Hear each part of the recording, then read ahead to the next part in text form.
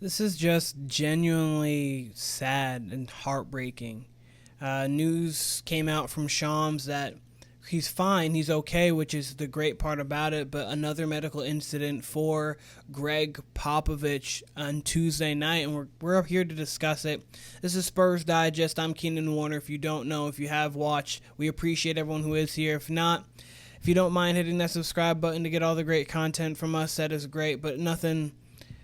It's not, today is not the day for any histrionics or anything like that. It's just sad news. I mean, we're just going to talk about it here, and we want to kind of bring a light thing at the end that I want to do. But sources, Spurs Gregg Popovich home from the hospital after an incident.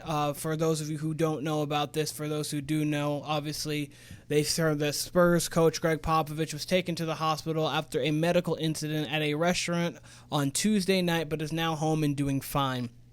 Sources told ESPN's Sean Sharania on Friday. The 76-year-old Pop, who is the oldest coach in NBA history, had a mild stroke in November and missed the rest of the season. Of course, I mean, we all know that. Mitch Johnson was there. Mitch Johnson's been in. Obviously, the season went up and down at best for the San Antonio Spurs. It was a roller coaster, and really the roller coaster started when this guy went down in November after that mild stroke. Again, I just hope everything is going okay for Gregg Popovich. But according to TMZ, which first reported the medical incident, Popovich was placed onto a stretcher and taken to a hospital with what officials said was a non-life-threatening injury or illness. Sources told TMZ that Popovich was alert when he entered the ambulance, which is good to hear that it's non-life-threatening, that hopefully there's no ramifications or repercussions from this injury itself, but still very scary, especially with someone who is still in recovery from a mild stroke at the age of 76, where your body and immune system is not at high level like it once was back in his day. But on November 2nd, when he suffered the mild stroke ahead of the matchup versus the Minnesota Timberwolves, this Hall of Fame coach, who was the coach for the Spurs since 96-97 season, winning as coach 14-12 regular season victories. Hopefully it's not his last one, but I think 14-12 is going to be where he ends his career. We'll talk about that here in just a moment. Another 170 in the postseason. That is crazy. That is insane.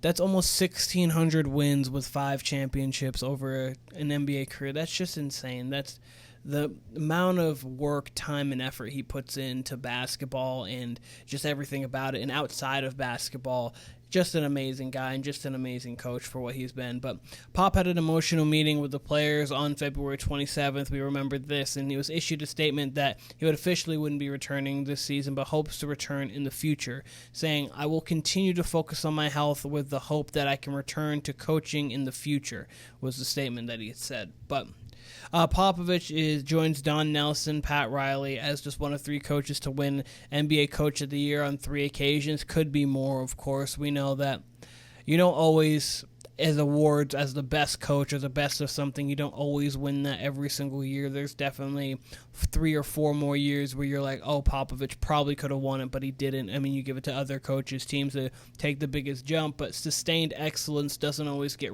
rewarded and recognized the way that it should. And I mean, we recognize it though, as he is the greatest coach to ever live. I understand there's coaches like Phil Jackson, Red Auerbach, Don Nelson, and others, but he is also one of 5 coaches, won at least 5 championships, along with Phil Jackson, Red Auerbach, John Kundla, and Pat Riley. But that is the news there on Gregg Popovich. For those of you who don't know, now you do know. For those who do know, it's just more to it if you didn't read that article on ESPN or heard stuff from Shams. But this guy, Gregg Popovich, obviously we know the coaching accolades. We just ran over a couple. Most winningest coach of all time, 5 NBA championships. But, that's not what made Pop Pop. That's not what makes Pop Pop at all. He is just such a special individual. I mean, Tim Duncan said it best at his Hall of Fame speech, but the standard that you set. And he was talking about how when he welcomed him into the NBA, went to his island, talked to his family, talked to his friends, sat down with him, and actually made an effort to go make Tim Duncan feel welcomed. And that was something that he thought a lot of people did. Like, that's just kind of your regular, everyday, run-of-the-mill kind of interactions and transactions throughout trying to get a good player. And it's not. That's not how things are. Popovich really cares about each and every individual on his team, outside of his team, because he cares and wants to give back to all the people that he possibly can. But the standard is set. You're an exceptional person. Thank you for teaching me about basketball, but even beyond that, teaching me that is not all about basketball. It is about what's happening in the world, about your family. Thank you for being the amazing human being that you are. Of course, Tim Duncan, the greatest power forward of all time, a top 7 player to ever play, our best player of his generation, depending on what generation you call it. I understand there's Kobe Bryant, but that's another conversation for another day. Best player of his generation, but you have the best coach of his generation in any generation in Gregg Popovich, and I just want to say we hope you're doing very well. And again, I understand that this isn't like a life-threatening, obviously it was a non-life-threatening thing, but it's just another setback and a step back for a guy who you obviously, in the organizationally, in a basketball sense, you want there. You want him. He's a great mind. He's great with the players. He's great with everybody in the NBA. He's got just a way with seeing things that other people don't see, which is how he has gotten the best out of all the role players and his stars and superstars throughout the years. But it's just also, it's just tough to see. Just seeing someone so great. Obviously, I've had a conversation, sat down with him, but if I was to, he would treat me like he would treat Tim Duncan, in the sense of give me respect, care, talk to me like that. I mean, if you just go through all of his great moments, like I was watching some of them just before this and just thinking about it, because from time to time you'll kind of just go back in the archives and like all of his great press conferences and like in-game interviews that he had with like Craig Sager, David Aldridge. He did one with Charles Barkley. A funny thing, my brother had just mentioned this the other day to me, and then I just saw the clip just barely too. The Hack-a-Shaq from the year before, which when they beat the Suns, I believe, in the playoffs. Obviously, it was a Hack-a-Shaq thing. Shaq didn't love it. Then Shaq's in Phoenix. The first play of the game, they hack him there.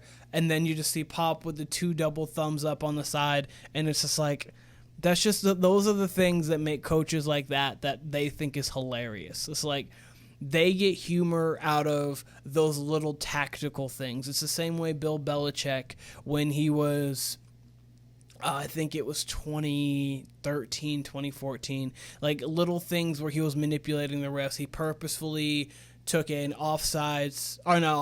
delay a game twice on a punt just to let the time run. And then even though the Jets declined it, he still did it again to have the time run. It was just, basically, he just found enjoyment and humor out of small things that most people wouldn't. And Gregg Popovich, those kind of like, it was tongue-in-cheek funny. Just Gregg Popovich finds that to be the most humorous thing that's possibly around, just because he's fun, he's funny. We know Gregg Popovich, we love Gregg Popovich, and it's just really sad to see him going through all of this medical trauma and all this medical turmoil day in and day out.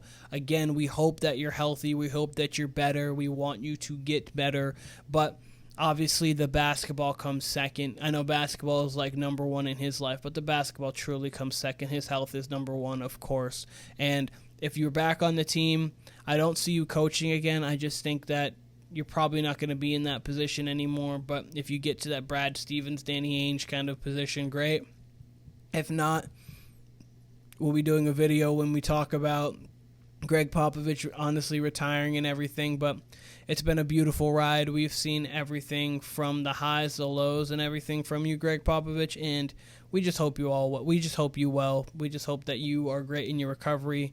And unfortunately, in this unfortunate news, though it was non-life-threatening, it's still just unfortunate to see. But on a lighter note, let me know what your guys' favorite Gregg Popovich moment is. Like, do you have anyone that specifically sticks out to you, or do you feel as if that even just, it could be like funny, could not be funny, could be whatever it is, but let me know your favorite Gregg Popovich moment. Again, this has been Spurs Digest with your host, Keenan Warner. I appreciate all of you guys, and I'll be seeing all of you guys very soon.